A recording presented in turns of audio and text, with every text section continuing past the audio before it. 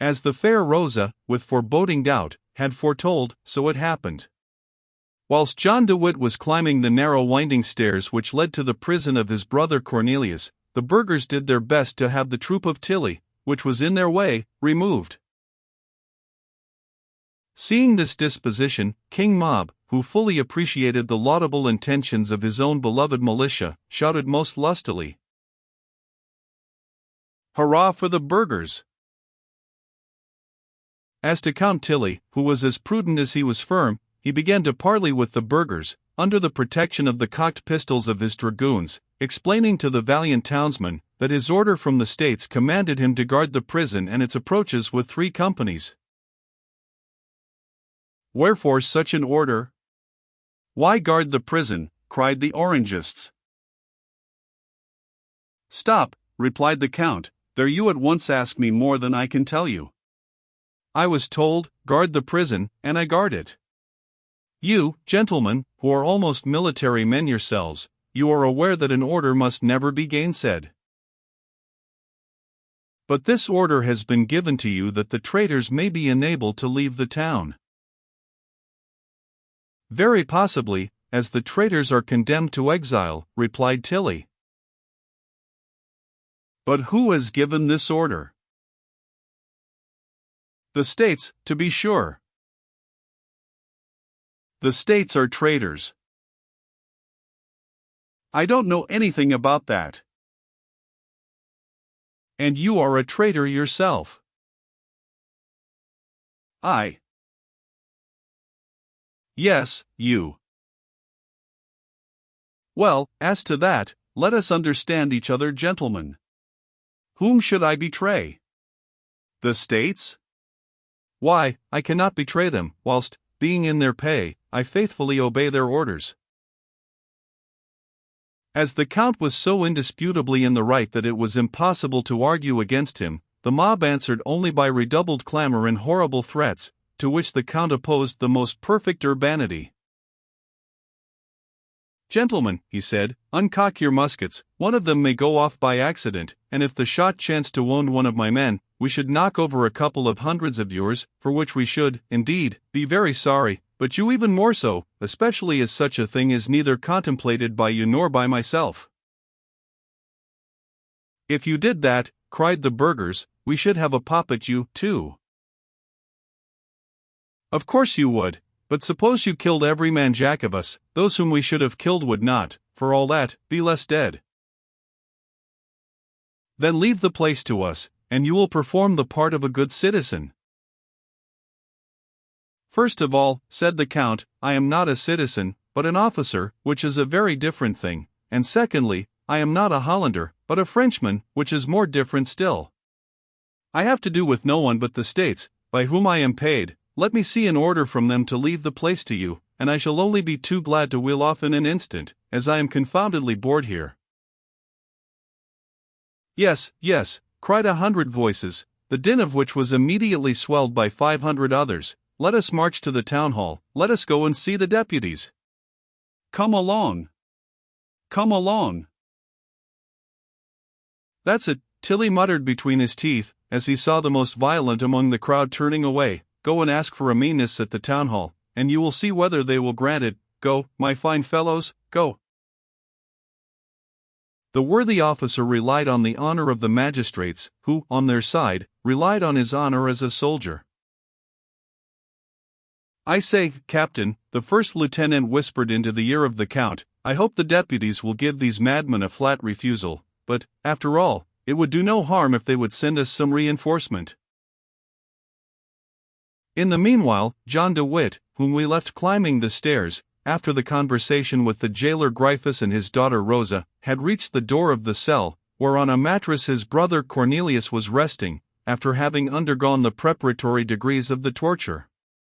The sentence of banishment having been pronounced, there was no occasion for inflicting the torture extraordinary.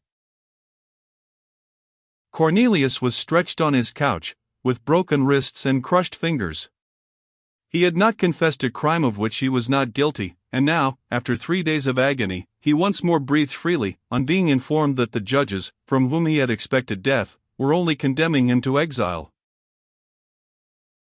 Endowed with an iron frame and a stout heart, how would he have disappointed his enemies if they could only have seen, in the dark cell of the Buitenhof, his pale face lit up by the smile of the martyr, who forgets the dross of this earth after having obtained a glimpse of the bright glory of heaven.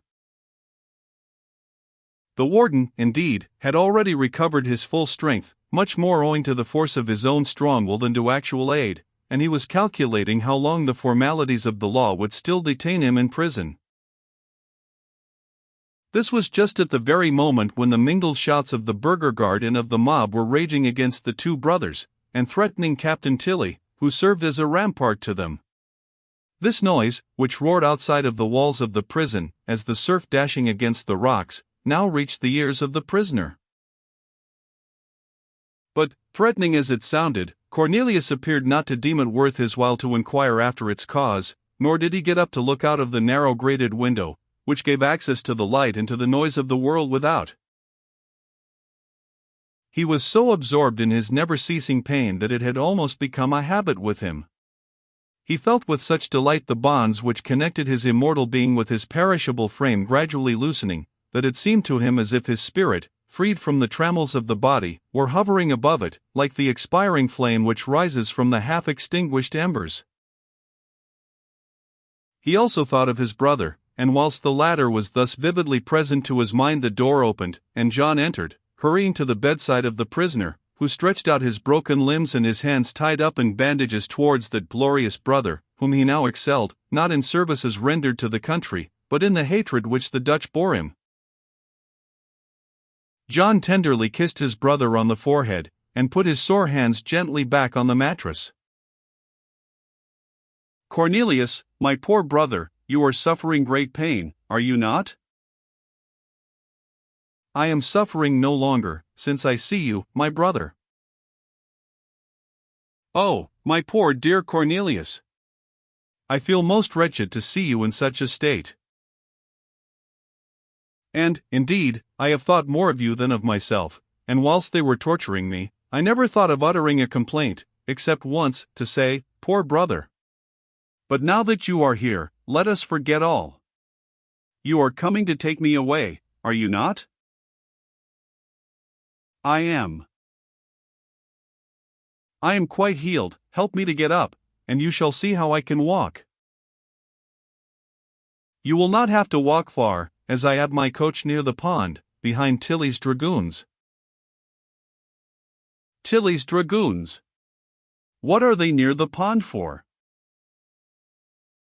"Well," said the Grand Pensionary with a melancholy smile which was habitual to him, "the gentlemen at the town hall expect that the people at the Hague would like to see you depart, and there is some apprehension of a tumult." "Of a tumult," replied Cornelius, fixing his eyes on his perplexed brother, "a tumult?" "Yes, Cornelius." "Oh, that's what I heard just now," said the prisoner, as if speaking to himself. Then, turning to his brother, he continued,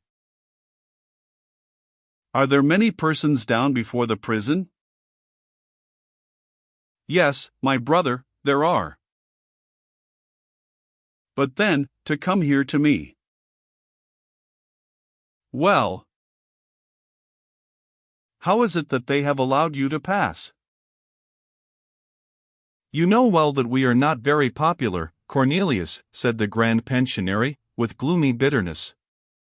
"I have made my way through all sorts of by-streets and alleys." "You hid yourself, John?" "I wished to reach you without loss of time, and I did what people will do in politics, or on the sea when the wind is against them, I tacked." At this moment the noise in the square below was heard to roar with increasing fury. Tilly was parleying with the burghers. "Well, well," said Cornelius, "you are a very skilful pilot, John, but I doubt whether you will as safely guide your brother out of the Buitenhof in the midst of this gale, and through the raging surf of popular hatred, as you did the fleet of Van Tromp past the shoals of the Scheldt to Antwerp." "With the help of God, Cornelius, we'll at least try," answered John, "but, first of all, a word with you." "Speak." the shouts began anew. "Hark, hark," continued Cornelius, "how angry those people are. Is it against you, or against me?" "I should say it is against us both, Cornelius. I told you, my dear brother, that the Orange Party, while assailing us with their absurd calumnies, have also made it a reproach against us that we have negotiated with France. What blockheads they are! But, indeed, they reproach us with it. And yet, if these negotiations had been successful, they would have prevented the defeats of Ries, or say, Wesel, and Rheinberg. The Rhine would not have been crossed, and Holland might still consider herself invincible in the midst of her marshes and canals. All this is quite true, my dear Cornelius, but still more certain it is, that if at this moment our correspondence with the Marquis de Louvois were discovered, skillful pilot as I am, I should not be able to save the frail bark which is to carry the brothers de Witt and their fortunes out of Holland. That correspondence, which might prove to honest people how dearly I love my country, and what sacrifices I have offered to make for its liberty and glory, would be ruin to us if it fell into the hands of the Orange Party. I hope you have burned the letters before you left Dort to join me at The Hague." "My dear brother," Cornelius answered, "your correspondence with M. de Louvois affords ample proof of your having been of late the greatest, most generous, and most able citizen of the 7 United Provinces. I rejoice in the glory of my country, and particularly do I rejoice in your glory, John. I have taken good care not to burn that correspondence." "Then we are lost, as far as this life is concerned," quietly said the Grand Pensionary, approaching the window. "No, on the contrary, John, we shall at the same time save our lives and regain our popularity." "But what have you done with these letters?" "I have entrusted them to the care of Cornelius van Barrel, my godson, whom you know, and who lives at Dort." Poor honest Van Barrel! Who knows so much, and yet thinks of nothing but of flowers and of God who made them. You have entrusted him with this fatal secret. It will be his ruin, poor soul." "His ruin?" "Yes, for he will either be strong or he will be weak. If he is strong, he will, when he hears of what has happened to us, boast of our acquaintance. If he is weak, he will be afraid on account of his connection with us. If he is strong, he will betray the secret by his boldness. If he is weak, he will allow it to be forced from him. In either case he is lost, and so are we. Let us, therefore, fly, as long as there is still time." Cornelius de Witt, raising himself on his couch, and grasping the hand of his brother, who shuddered at the touch of his linen bandages, replied, "Do not I know my godson? Have not I been enabled to read every thought in Van Barrel's mind, and every sentiment in his heart? You ask whether he is strong or weak. He is neither the one nor the other, but that is not now the question. The principal point is, that he is sure not to divulge the secret, for the very good reason that he does not know it himself." John turned round in surprise. "You must know, my dear brother, that I have been trained in the school of that distinguished politician John de Witt, and I repeat to you, that Van Barrel is not aware of the nature and importance of the deposit which I have entrusted to him." "Quick then," cried John, "as there is still time, let us convey to him directions to burn the parcel." "Through whom?" "Through my servant Creek, who was to have accompanied us on horseback, and who has entered the prison with me, to assist you downstairs." "Consider well before having those precious documents burnt, John." "I consider, above all things, that the brothers de Witt must necessarily save their lives, to be able to save their character. If we are dead, who will defend us? Who will have fully understood our intentions? You expect, then, that they would kill us if those papers were found?"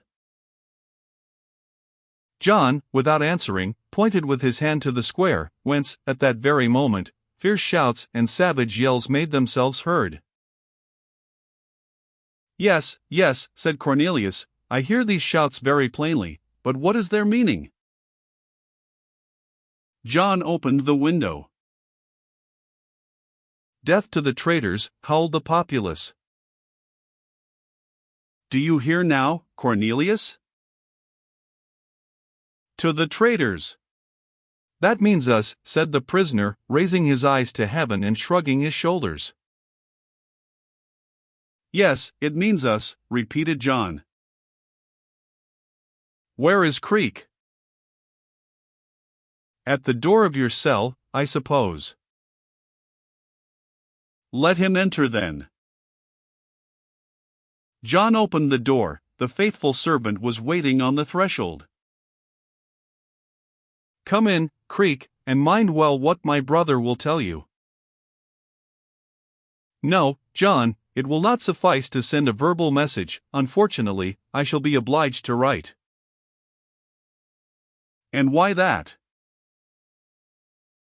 Because Van Barrel will neither give up the parcel nor burn it without a special command to do so. But will you be able to write, poor old fellow? John asked, with a look on the scorched and bruised hands of the unfortunate sufferer. If I had pen and ink you would soon see, said Cornelius. Here is a pencil, at any rate. Have you any paper? For they have left me nothing. Here, take this Bible, and tear out the flyleaf. Very well, that will do. But your writing will be illegible.